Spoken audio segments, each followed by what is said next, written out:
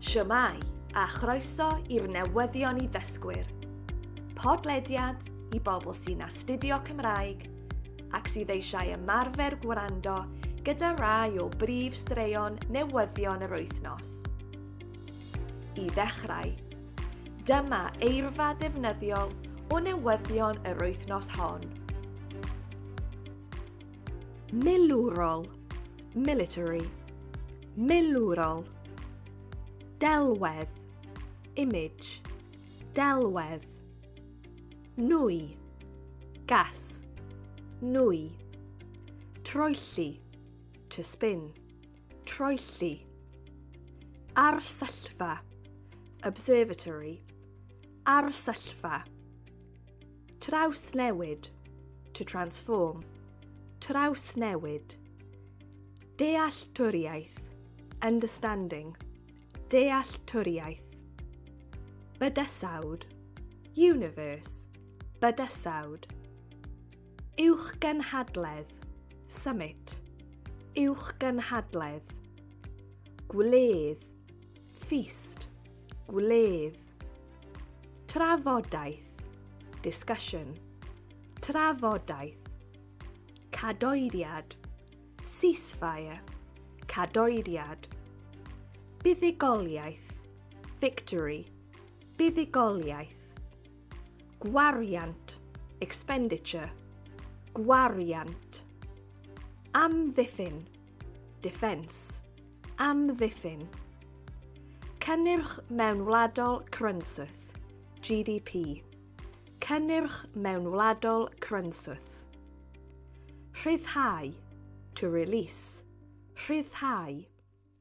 Mynychu, to attend. Mynychu. Rhaglen, program. Rhaglen. Arolwg, survey. Arolwg. Cefnogol, supportive. Cefnogol. Sicrhau, to ensure. Sicrhau. Holi, to ask, inquire. Holi. Ymchwilwyr, researchers. Ymchwilwyr. Agweddau, attitudes. Agweddau. Cynyddu, to increase. Cynyddu. Meddiannu, to take over. Meddiannu. Dychanol, satirical. Dychanol. Trawpedol, U-turn. Trawpedol. Gwrthwynebiad, opposition. Gwrthwynebiad. Buddugoliaethau, benefits. Buddugoliaethau.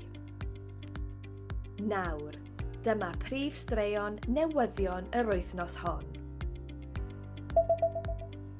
Dydd Llun, y trydydd ar 20 o Mehefin.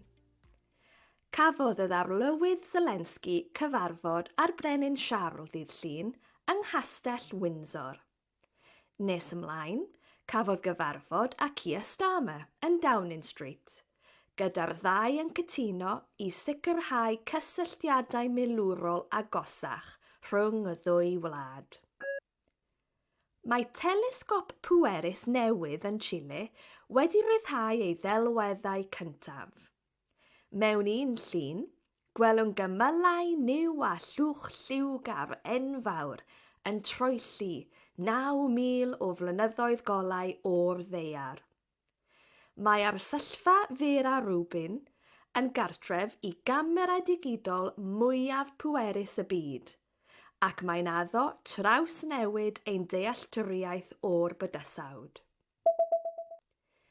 Dydd Mawrth, y 4 ar 20 o Mehefin.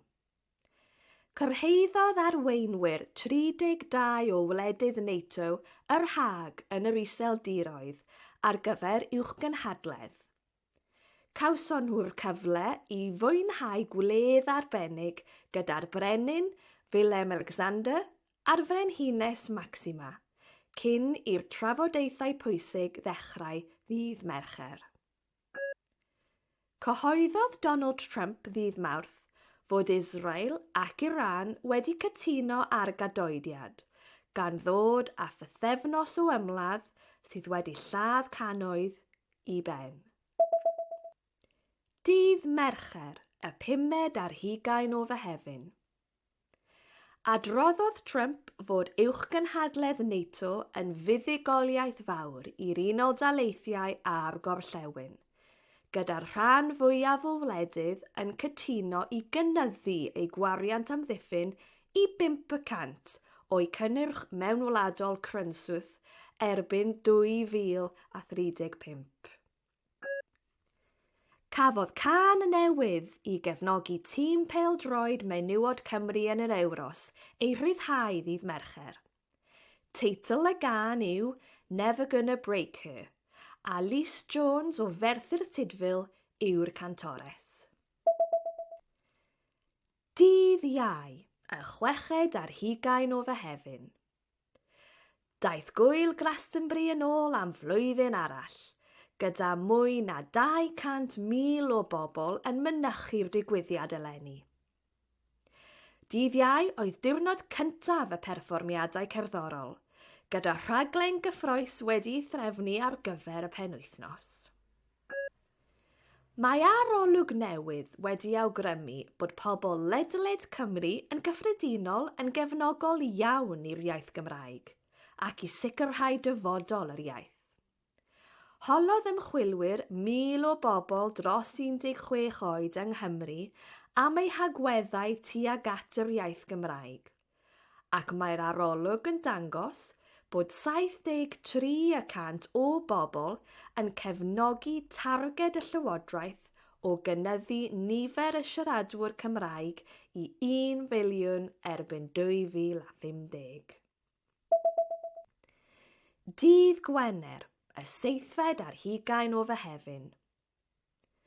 Priododd Jeff Bezos, y biliwnydd a pherchenog Amazon, a'i bartner Lauren Sanchez yn Venice ddoe, fel rhan o ddigwyddiad 3 diwrnod sydd yn llawn enwogion. Mae llawer o bobl leol yn Venice wedi bod yn protestio yn erbyn hyn, gan gwyno bod y ddinas wedi cael ei meddiannu gan y cyfoethog. Mae mannequiniaid dychanol o'r par wedi ymddangos o amgylch y ddinas fel rhan o'r brotest, ac mae'r rhain wedi denu llawer o sylw. Tro pedol arall i'r brif weinidog, wrth I Keir Starmer orfodelio a gwrthwynebiad i'w newidiadau I fuddugoliaethau. Roedd llawer o aelodau seneddol llafur yn erbyn y newidiadau, ac felly clywon ni ddoe y bydd pobl sy'n derbyn y taliad annibyniaeth personol, PIP, ar hyn o bryd, yn parhau I wneud hynny. Diolch am wrando ar y Newyddion i Ddysgwyr yr wythnos hon.